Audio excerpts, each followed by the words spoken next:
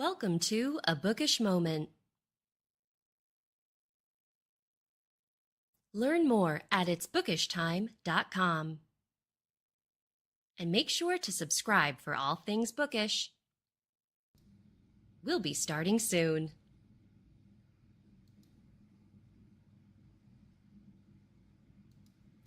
And we are live. Good afternoon, everyone. Welcome to another episode of A Bookish Moment. My name is Sarah Burr. And I am JC Kenny. Happy Wednesday, everybody. We got a fabulous, wonderful guest for you. So, Sarah, I think it's time to get bookish. I hear you, JC. We are so excited to be joined by the chillingly wonderful Gail Lukasik. We cannot wait to talk about her new novel, The Darkness Surrounds Us. This is perfect for fall, and you guys are soon going to find out why. But before we dive into talking about the book, Gail, would you mind introducing yourself to our viewers? Sure. And thank you so much for having me on A Bookish Moment. I'm very excited. Well, I want to tell you a bit how I started writing mysteries. I started writing mysteries at the suggestion of my son. And he said to me, Mom, you're always reading mysteries. Why don't you try writing one? And up until that point, all my publications had been in literary journals. I write poetry. I also had essays, and I was a stringer for a newspaper, but I'd never tried writing fiction. So I took my son's advice, and my new book, The Darkness Surrounds Us, is my fifth mystery, but it's my first Gothic historical mystery. And I'd like to tell you a little bit about the book. It takes place during the 1918 flu epidemic.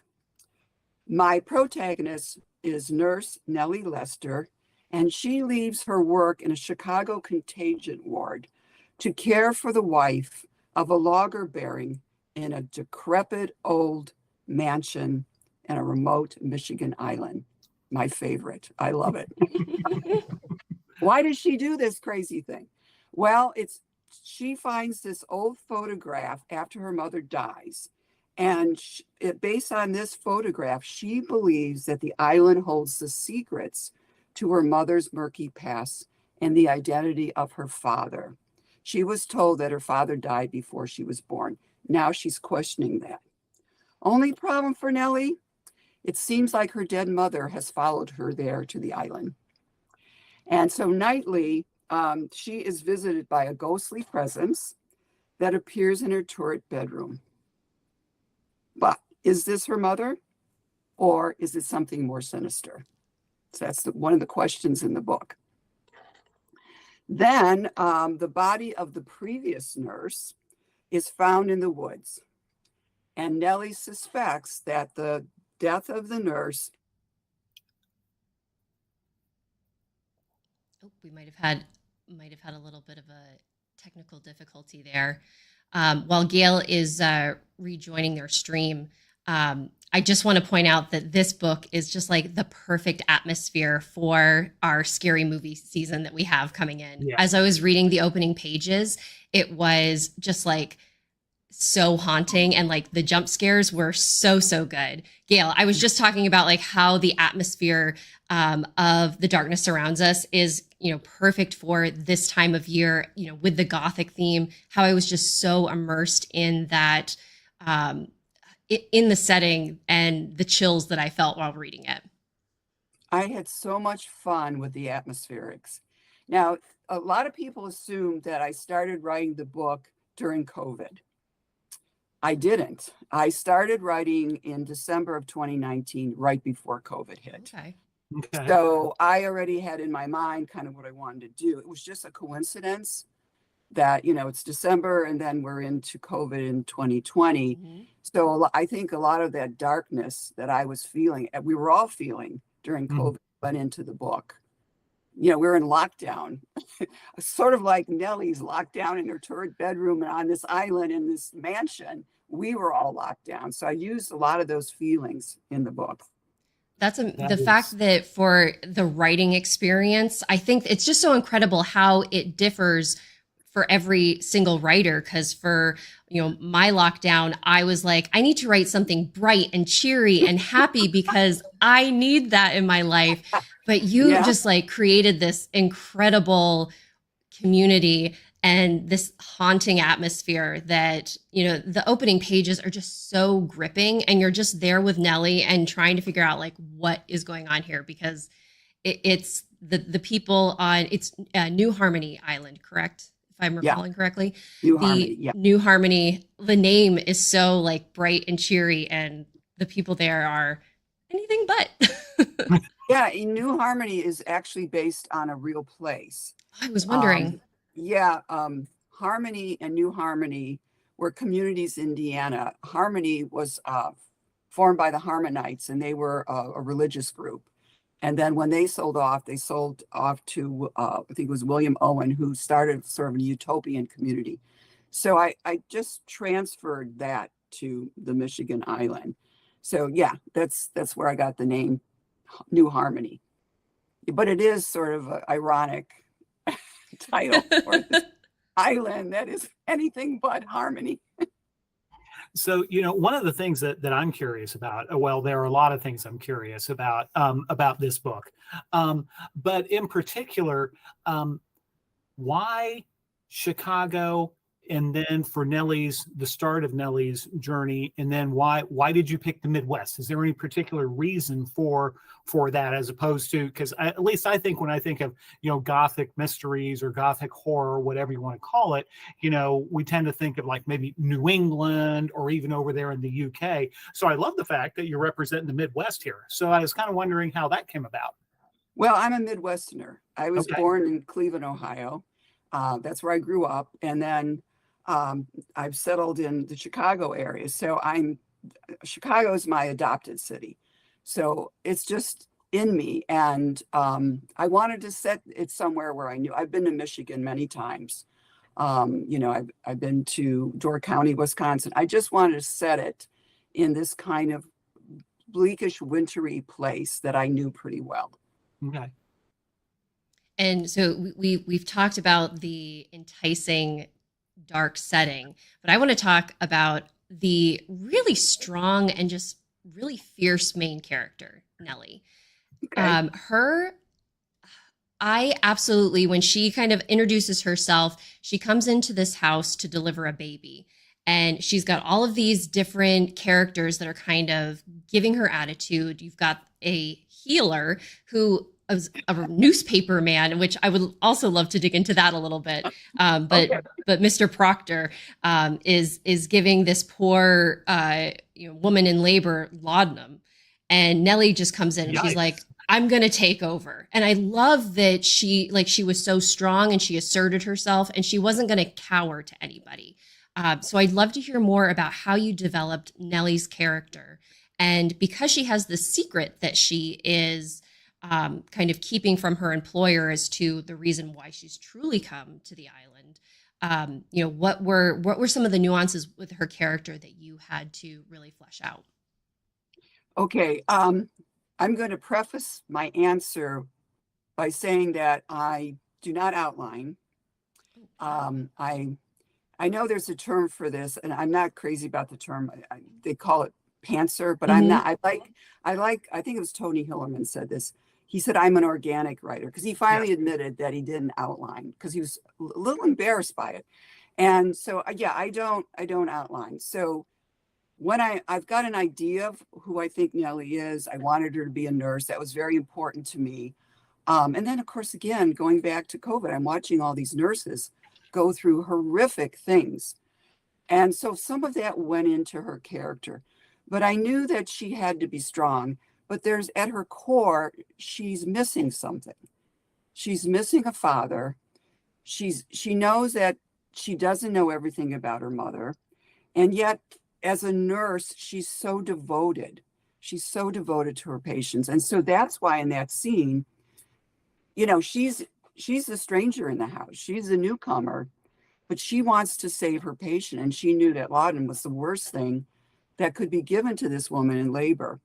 So that's why, she was so strong about that. Mm-hmm. But she has her insecurities as well.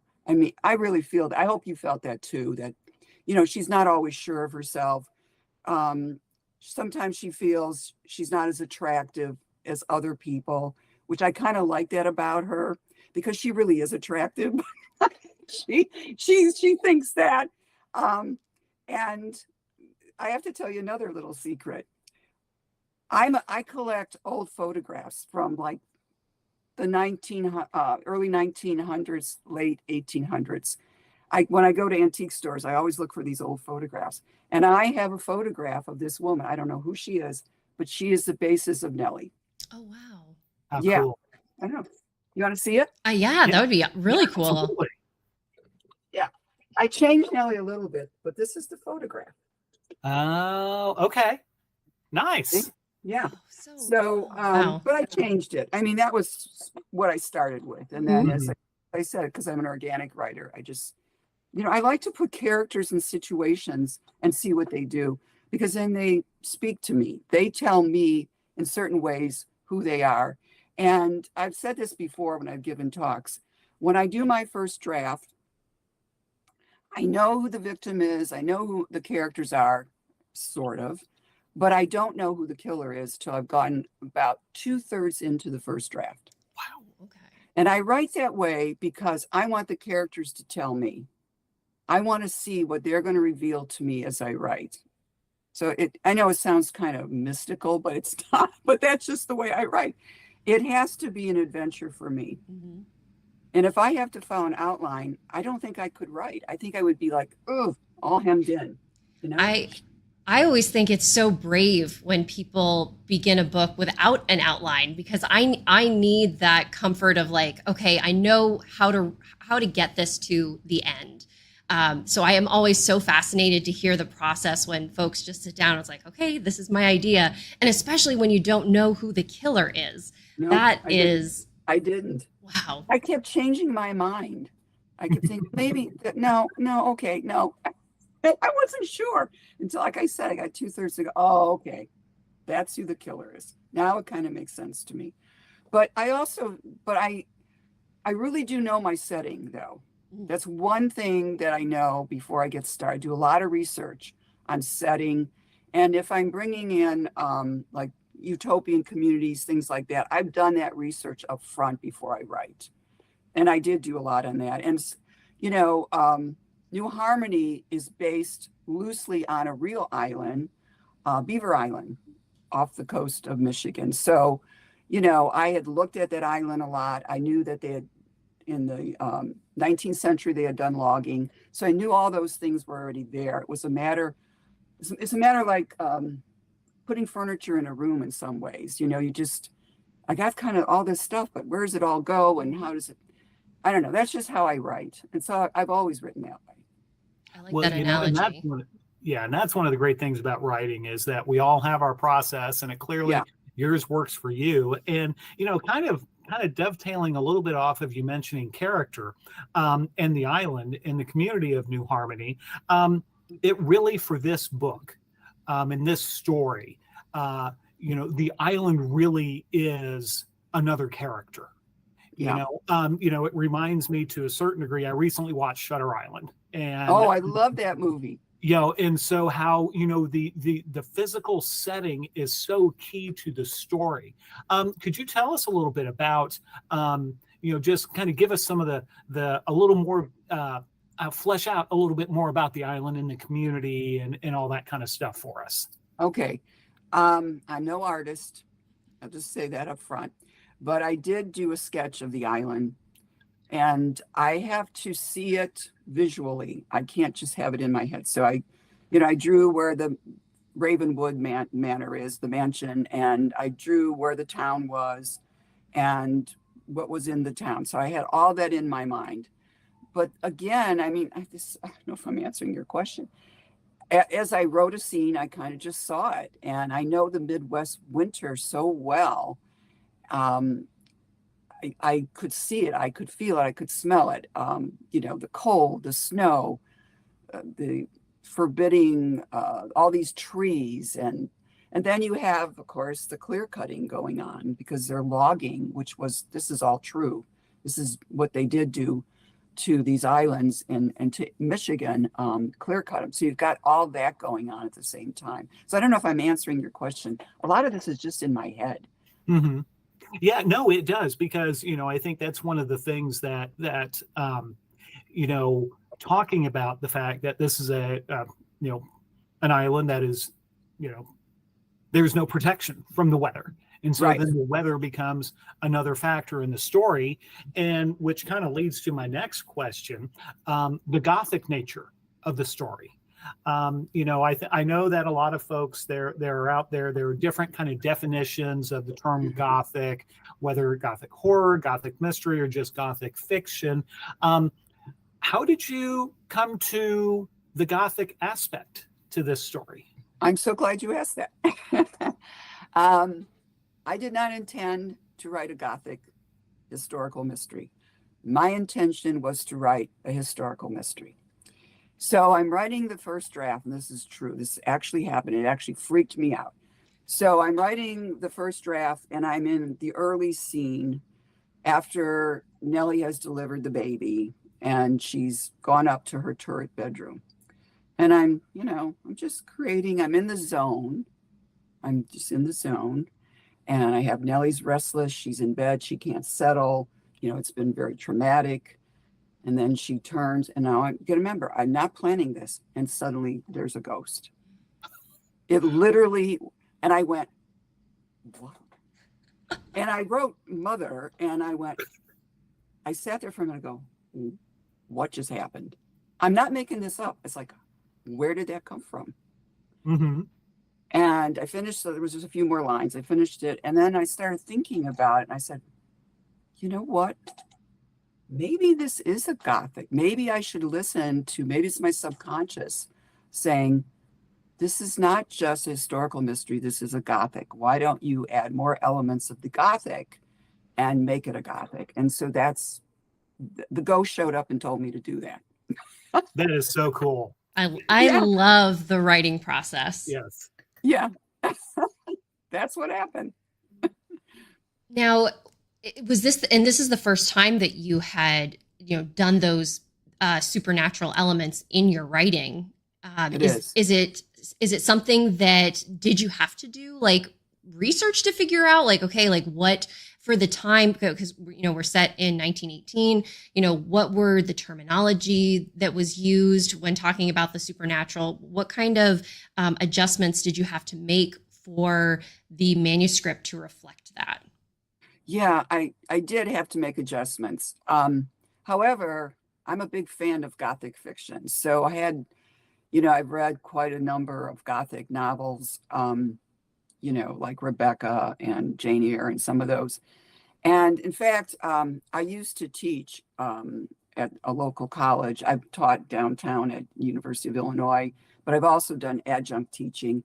And some years ago, I taught, apropos, a night course on Gothic fiction. So here I am driving at night through, and it was really scary sometimes because it was winter, it's snowing, and I'm going to teach people about the Gothic. So I picked up a lot. I learned a lot from teaching it. And I had a lot of fun with the elements. I mean, there's that one image that I particularly liked. The first night Nellie's at Ravenwood, and she's walking up the stairs, and she sees the death portrait of the child. Oh yeah. And so I knew all about that. I think I researched that in another book I wrote. And so I knew about death portraits, where to me are kind of fascinating, that people means after their child died would have a portrait done of the child. And sometimes there were symbols like butterflies in there to represent the transition of the child to the next life. So I thought, why don't I play with that death portrait and psychologically play with it, not only the supernatural, but on Nellie's psyche. And so, as you know, as she looks at it, every time she looks at it, she starts thinking that the child in the portrait is decomposing. So I thought, oh, that's fun. So that's one.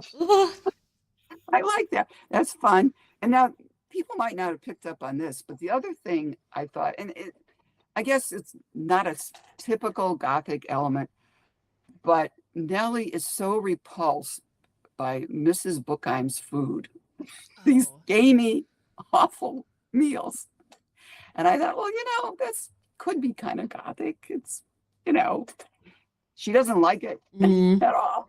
So I don't know. I played with certain things. And then, of course, her turret bedroom is definitely a Gothic element. It was just the atmosphere that you created. I read this book in the middle of summer when it's 90 degrees outside, and I'm sitting on the porch. I'm just like shivering because it's so the imagery that you brought forth, and hearing that you have written poetry before. The language is so poetic. I was like, oh man, Thank you.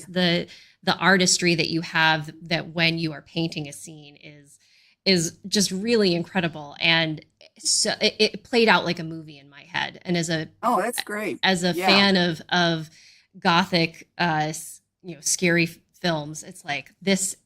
It was just such a delight to experience, even though it was also terrifying at the same time. Yeah. I didn't realize I've done some other talks, and some people have said, well, this is, if you want to get into horror, this is a good entry book. Yes. And I didn't even think of that. I wasn't even thinking horror. I don't know. It just didn't occur to me, but I guess it is. And that's, first off, I just want to say, unfortunately, I'm going to be the mean guy here, and because we're running short of time a little bit here, it's already 20 past the hour. So want to take a second and say hi to our viewers, Farmhouse Reader DHB, and our good buddy Mark Baker. Thank you all for tuning in here. But Gail, I guess one of the questions I'd like to ask is I'm a fan of the Gothic genre also, because I've come to realize as I've gotten older, I was a huge fan of Stephen King, and now as I've gotten older, I've gotten away from that, and I love the turn of the screw, Haunting of Hill House, like I said, Shutter Island, those where the ghosts or the scenery, just, it's that mood, it's that kind of oppression that's always there, is just so cool. So I guess kind of, if you could tell us a little bit, kind of, what is your definition of Gothic? Well, I always go back to me, Rebecca. Rebecca is, I think, the standard. And I think since Rebecca, a lot of people have done, played with the Gothic. I don't know if you read The Turn of the Key by Ruth Ware, which is, oh my goodness. She does an updated version of The Turn of the Screw. Okay. And, it is so good. And instead of a creepy house, she has a smart house, which turns on the people in the house. So it's really, really good. So yeah, I think, for me, the atmosphere, really important. Definitely supernatural element. I particularly like how the atmosphere, the setting plays on the protagonist psychologically. I like, Nellie is a woman of science, and yet she's starting to doubt her own reality because of what's happening to her inside Ravenwood. But she's also, her whole identity is being shaken by finding that photograph of her mother and her when she, and this man that she doesn't know who he is. And Nellie in the photograph is like 3 or 4 years old. She has no memory. And then it was Harmony Island. So that has shaken her identity. And as a person who had that personally happen to them with, my mother's story, finding out that she was passing for white, I wanted to put some of those feelings of losing your sense of self, but I'm doing it gothically through Nellie. I think, again, it's a masterful blend of just all of these elements, and where you had said that it's a good gateway into the horror genre. I mean, I just think that it's a the suspense that brings you along throughout the whole book is just, it's so tightly paced, and there's like never a moment where you're like, oh, like, okay, like, let's take a break, and Nellie's off just like doing something. It's so hyper focused, and it's just so tightly woven. Yeah. So and I have to say, I am easily frightened, so I just tapped into my own fears. Put them in the book. It definitely works, because I was just like, oh, like that. I consider myself, I watch a lot of scary movies, and I would think that by now I would be used to it. And like, I was like, I know someone's going to pop out from behind the corner, but still Right. every single time it's Yeah. like, what are they doing? So it was just really, it was the perfect, and especially for this time of year, I think folks, if you're looking for a read to get you into the spooky season, the Darkness Surrounds Us is a really, really Yeah. just should be at the top of your list. Thanks. That's great. Thank you so much. Well, one other question I've got while we still have you is we've talked a lot about the Gothic part, but this is also a mystery. Right. And this is 1918. So we're talking over 100 years ago. Women did not have the liberties, the freedoms that women have now.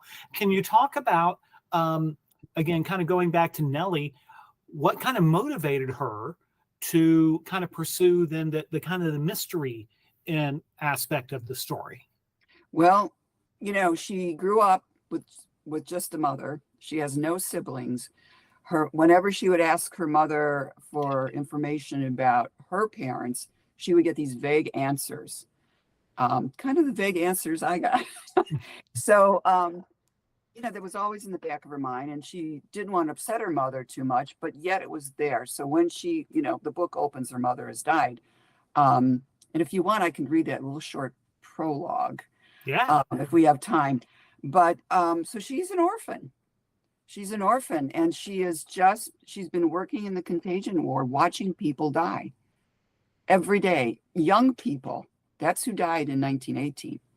And she could not save them. And she's haunted.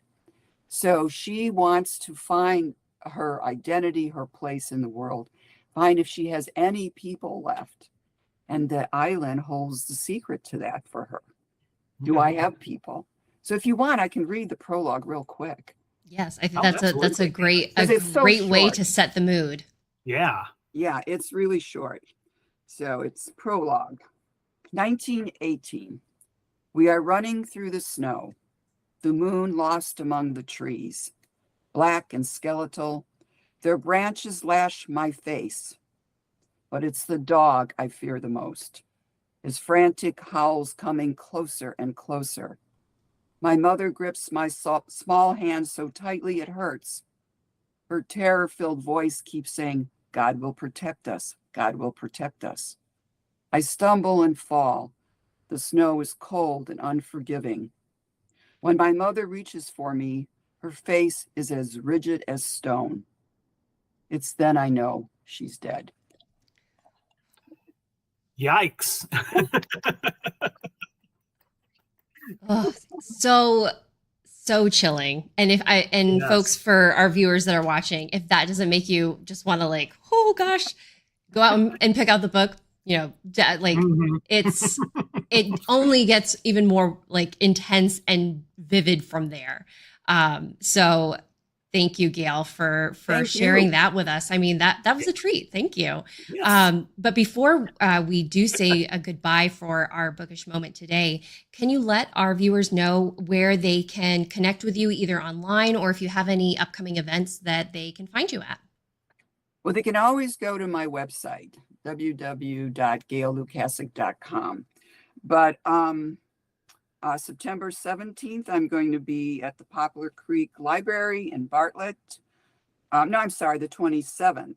I mean, the 23rd. Boy, I can't read my own calendar. I'm going to be at an author fair from 1 to 4 on the 23rd in Poplar Creek Library. Then on October 4th, I'm going to be at my hometown library here, Cook Memorial Library in Libertyville, Illinois at 7. And then if you go to my website, I won't read all the rest of these. I will be at other libraries. And then I'm going to be at Centuries and Sleuths Bookstore November 4th, which is a great bookstore in our Chicago area. And unfortunately, we think it's going to be closing. But if you can come by and hear me talk, I think I'd love to see everybody. That sounds a lot of great events that you have coming up. And being able, especially like hearing the library support. We love supporting libraries. So I'm glad to hear I'm glad to hear that you're also a fan. We have, just to let you know, yeah, we have some audience reactions to your reading with a lot of wows. So very, very well done. Captured the mood perfectly. Good. And with that said, we have drawn to a close of our bookish moment. Folks who joined us live, thank you so much for being here. We're glad that you got to join us as we got to listen to Gail regale us with her new novel, The Darkness Surrounds Us. Again, it is a phenomenal Gothic mystery, perfect for this time of year. And Gail, thank you so much for joining us. It was so wonderful to chat with you and get to hear about your process. Again, I'm always just like so amazed when folks are able to sit down and just organically come up with such amazing prose. So we thank you very much for being here on A Bookish Moment. Well, thank you. You've been great hosts. And we hope to have you back when you have another book out. Oh, I'd love to come back. Perfect. Well, again, thank you very much, everyone. We will have another episode airing tomorrow afternoon, another bookish moment. This time we're joined by Diane Bader. So until then, stay bookish. Bye-bye, everybody.